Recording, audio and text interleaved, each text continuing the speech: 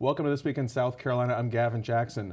The House last week passed its $13.2 billion budget, an effort led by House Ways and Means Committee Chairman Bruce Bannister, who joins me now. Chairman, thanks for joining us. Glad to be here. Appreciate the invitation.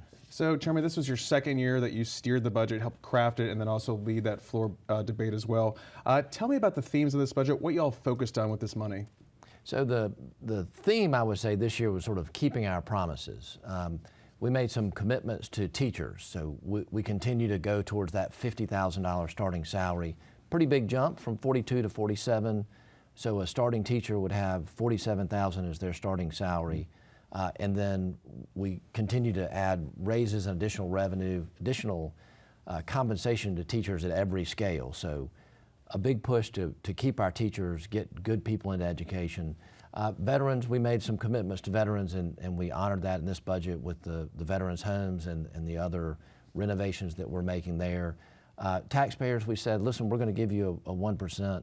We're going to reduce your income tax by 0.1% every year until we hit that 6% income tax number. And we kept that. That was $100 million of additional tax relief in this year's budget. It feels good to say, hey, we're going to do it, and then to follow through with those things. Reserves in South Carolina are as high as they've ever been. Another thing we promised, we won't have another 2008 where we cut government services or we close state offices. So we have the reserves, we feel like, to weather that kind of economic downturn, so taxpayers won't get hit with, they can't go to the DMV on Thursday, Friday, Saturday, or Sunday. We have limited hours. So we're hopeful that that commitment to saving for that rainy day was a good thing. We got the lowest debt we've ever had in the history of South Carolina. We can borrow up to 5%, and we're at like 0.2% of our general fund revenue. So we have a lot of flexibility if we needed to make a substantial investments in South Carolina, or that opportunity presented itself. We have a lot of room with our debt ceiling to do that, and the revenues there to cover those debt payments. We're not going to borrow money anytime soon. No. But it's nice to know you have that, what I'll call an equity line. If there was something that we really needed to invest in, we'd have the money to do that. Another thing that kind of the opportunity presented itself, the HEX funds, when Act 3 exemption. Yeah, when Act 388 passed, we said, hey, if there's ever a surplus on the 1 penny sales tax, we'll give that back to the taxpayer on property tax relief. And so we kind of honored that with the $500 million additional owner-occupied property tax relief. I understand the Senate was talking about it today. I'm sure it will look different at the end of the day, but we believe strongly that money should go back to taxpayers, which is what we promised them. And then in addition to teacher pay increases, that is quite a substantial jump. Are you going to get to that $50,000 next year or shortly thereafter? So what do you think? If the economy continues to be on fire like it has over the past several years, then we're looking at next year being the year that we'll be a year early from our commitment originally, but if we hit 50 next year, we're certainly going to try to do that. Do you think you go beyond that at that point? I mean, it's still $50,000, it's still a red hot labor market, it's still hard to keep and retain teachers. Is it just become more of a cost of living increase more at that point? So we won't quit on our commitment to public education, and we're going to reassess once we get to that 50,000. That's sort of what all the experts said. We were so low and so far behind the Southeast average. 50 was sort of the number they said. If you want people to commit to the education field and they want to be professional teachers where they feel like they're being honored for that sacrifice and doing what they do, 50 is the number you got to get to if you want those people to stay. And so that's sort of our goal. We'll reassess once we get there, and maybe the next thing teachers need is something else that they want us to invest in, so we'll look at that. And then there's also money in your budget for state employee pay raises, as well as pay raises for SLED and law enforcement as well, right? That's right, that's right. Gotcha. So we continue our commitment to law enforcement with pay raises and making sure they have the facilities and the equipment they need. Our state law enforcement, I mean, the General Assembly is committed to law enforcement. That's a serious topic when you get to it.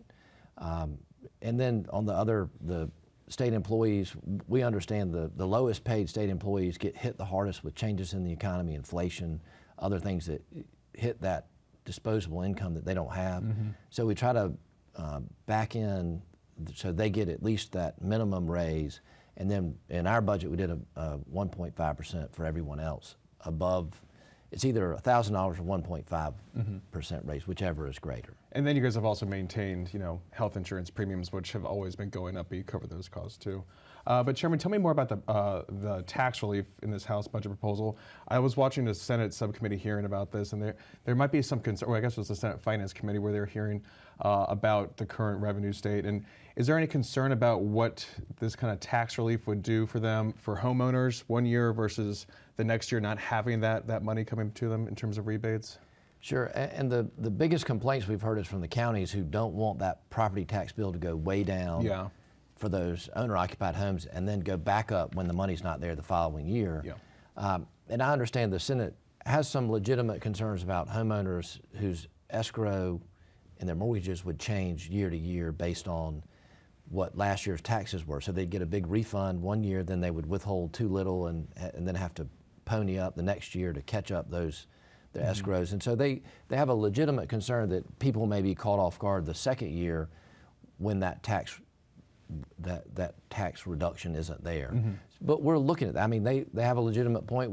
That'll be part of the conference committee, and maybe H2 will take a closer look at what would be a sustainable annual property tax relief that we could fund out of those surplus revenues. I was going to say, are there any other plans for, lower taxes, rebates, money going back to folks since you have so much money coming in? Or is it, are you happy where things are right now in terms of that? So, we're trying to make sure, number one, that we're doing it responsibly. We don't want to make promises and go too far and then end up having to take that back. The one-time property tax relief is really based on the fact that that's what we told them we would do with the money. We would give it back to them, and it would be whatever it is. Because we haven't done it for several years, that number is about $100 million a year, and the Senate has sent word or indicated that what they would like to do is figure out on the current trend how much could we do and know that that would be an annual amount for 4, 5, or 10 years, and then let's shoot for that 10-year tax rebate versus a 1-year big number. So we're looking at all those.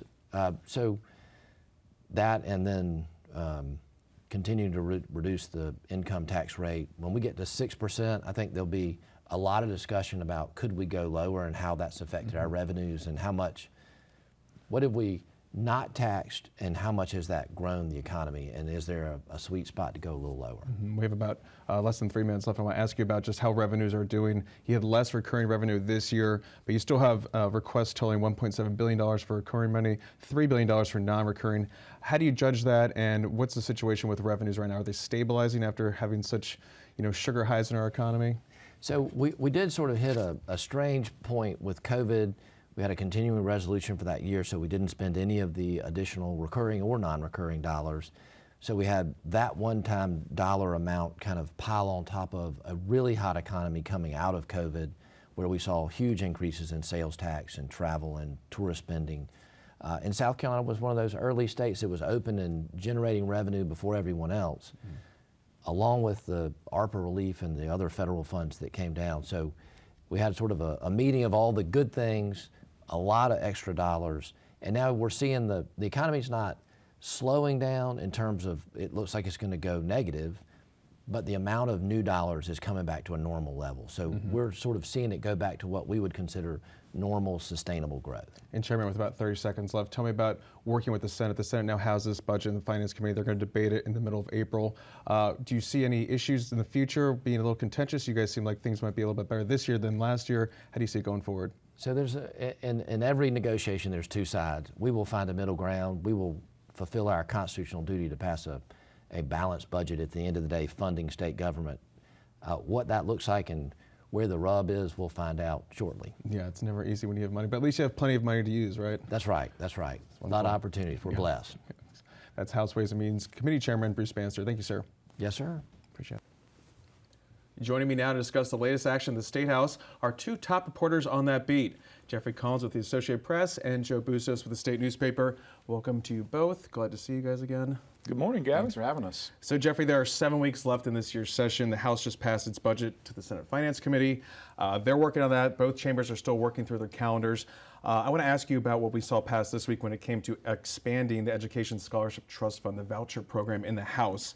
This voucher pilot program was passed into law last year and is still being challenged in the state Supreme Court. Yet the House is moving to expand it and also fund it to the tune of $30 million. What's going on here? How's that moving? Well, it's moving fast, at least for now. I mean, the bill was proposed at the very end of February, and it passed the House, got its key approval last night.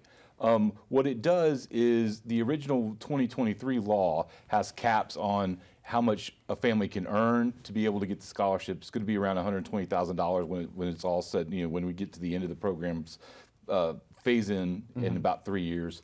And it has, some other requirements like caps on how many students can be in the program.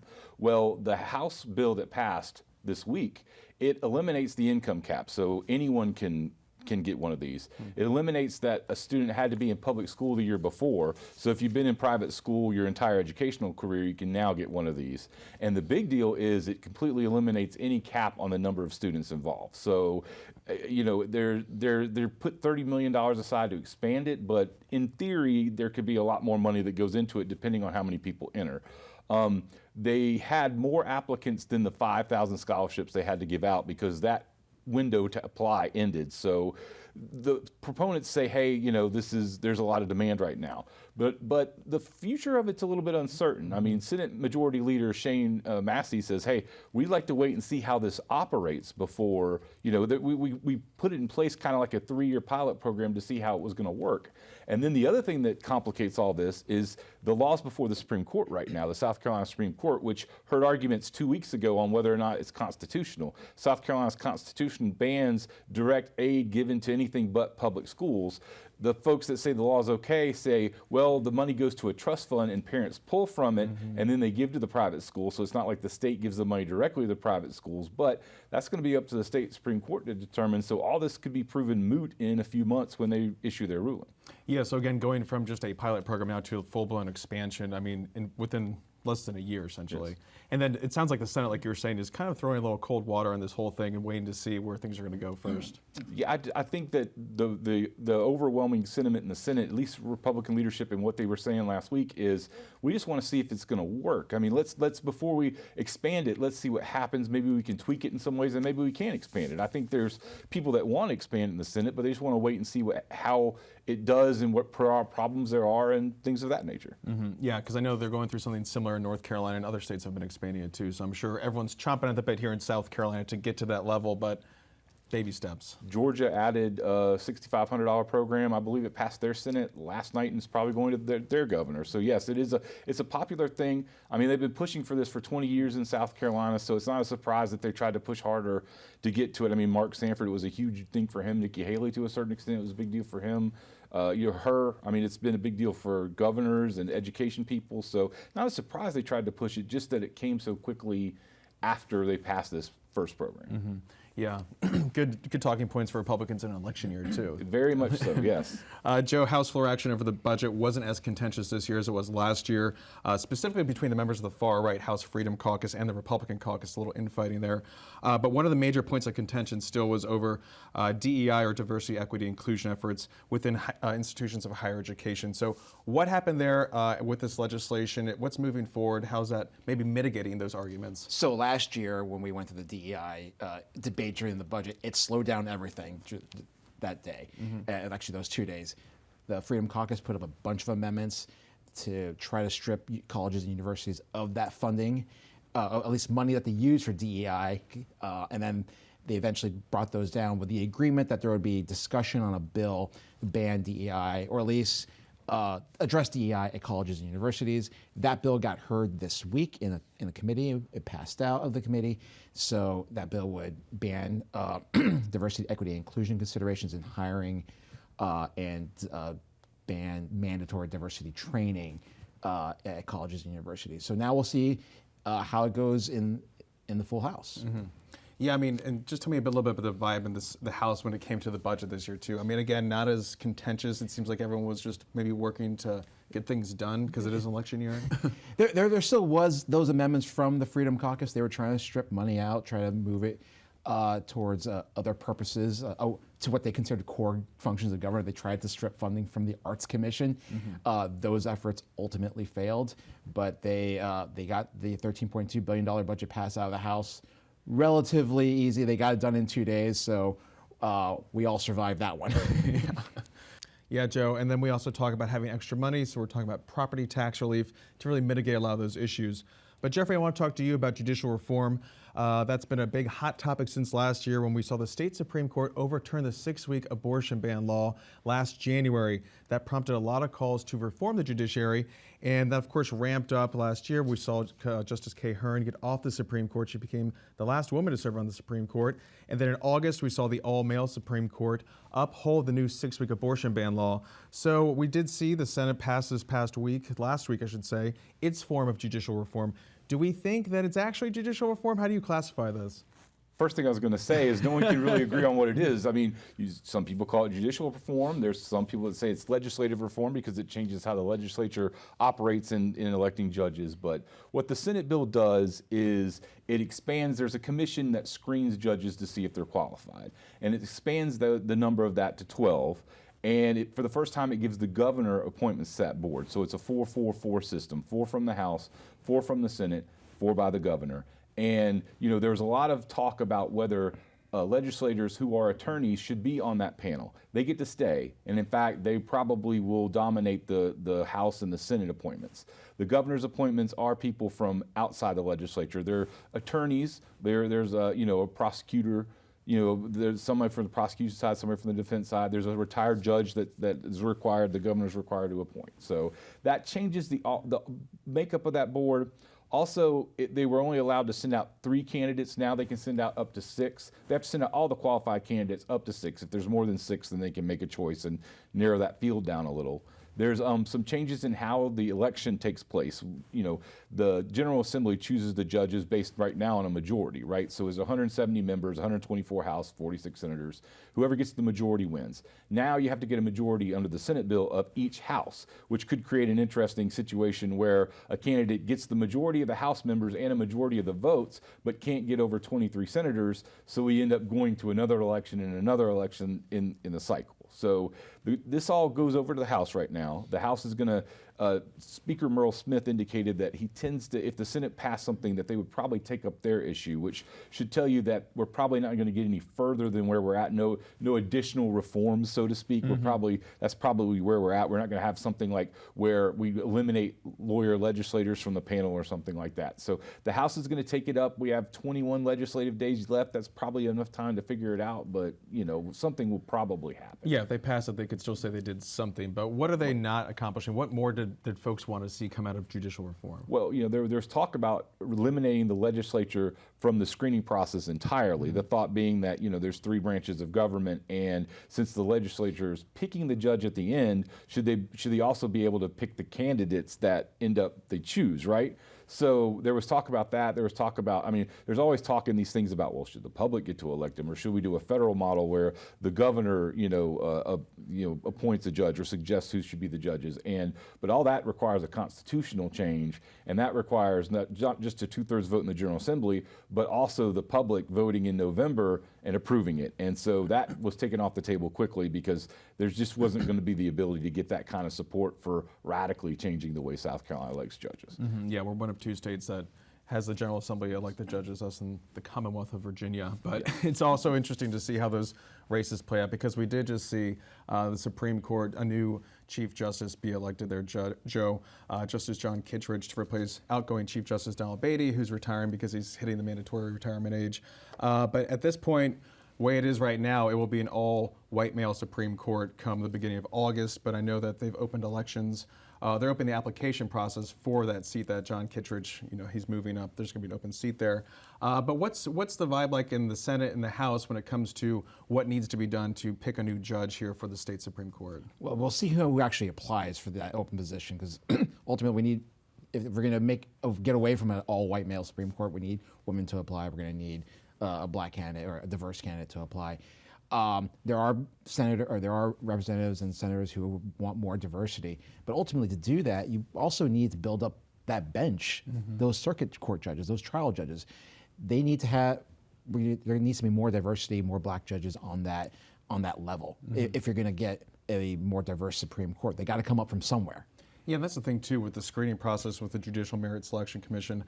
It's pretty cut and dry how they do it. It's not like they're asking them, what's your stance on abortion, like you might see in U.S. Senate confirmation hearings, but it's more, what's their background, what's their record, what's their financial history, stuff like that. So I know that process, I said, is going to be closing April 8th, and then we're going to see a hearing later in May, and then an election in June. So based on what we've seen before, when we saw that previous race for Gary Hill's seat, for filling Kay Hearn's seat, I should say, with Gary Hill winning that seat, it seems like there might be some diverse candidates in the pipeline too. There were. I mean, there were two women who were up for that seat. Ultimately, they both withdrew when they saw that the votes weren't going to go their way, and Gary Hill was able to win that seat. Yeah, it's going to be interesting to see how the horse trading goes down in the future. Waiting by the ramp, talking to people.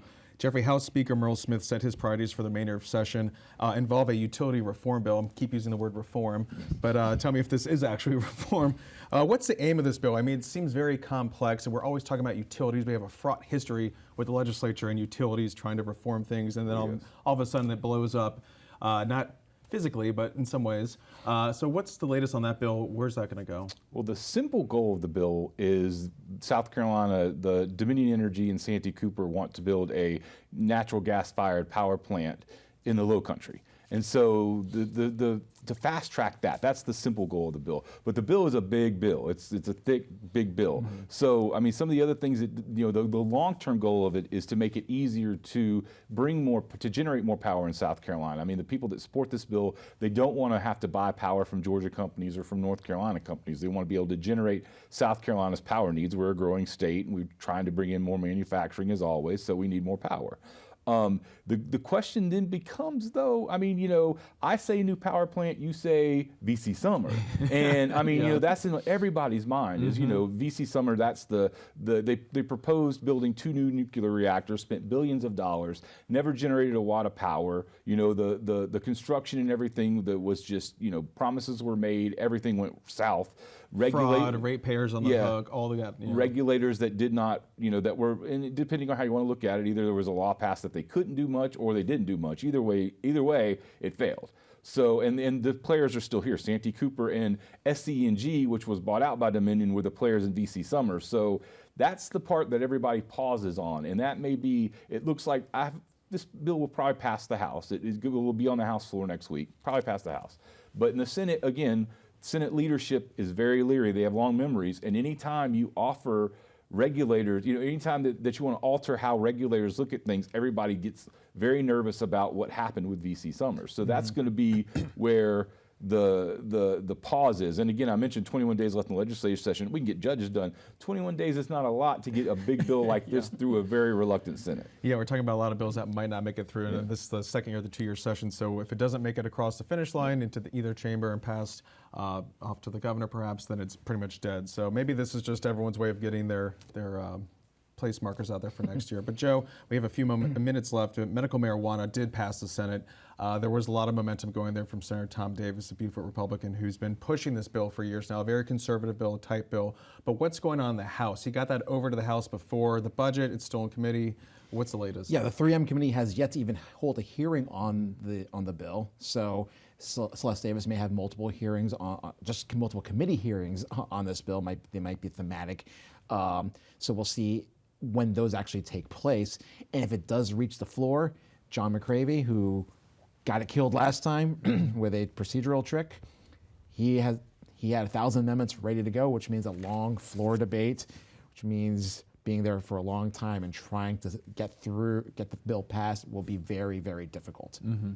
Yeah, especially because they made some House rule changes that they'll have to adapt again, maybe in the future, I should say, but that they can rule out of order some of those dilatory amendments, so it's going to work in their favor. But we have about a minute left, Jeffrey. I want to ask you about the 2-week filing period for all 124 House members, 46 Senate members, and the 7 congressional seats that are up for re-election this year. That closes on April 1st. We'll be waiting to see who's filed for what, but I want to get your take on just what you're seeing right now, what you're thinking it's going to look like when it comes to what primaries might look like come June 11th. There are 4 senators who aren't running for re-election, 2 in the upstate, and they're Republicans, 2 in the Midlands who are Democrats, including Nikki Setzler, who's been in the Senate since I was 2.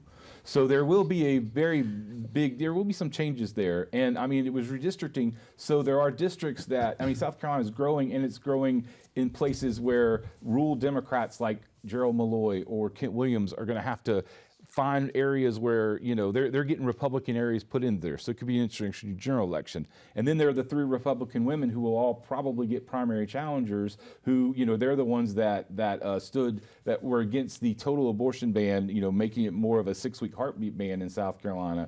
Those folks will probably face challengers too. So it'll be very interesting. And Joe, I want to wrap up really quick, but just 20 seconds on the House really quick. All right, we might see Kirkman Finley file. He is raising money, and at least 3 Freedom Caucus members have primary challengers. That'll be the fun thing to watch in June.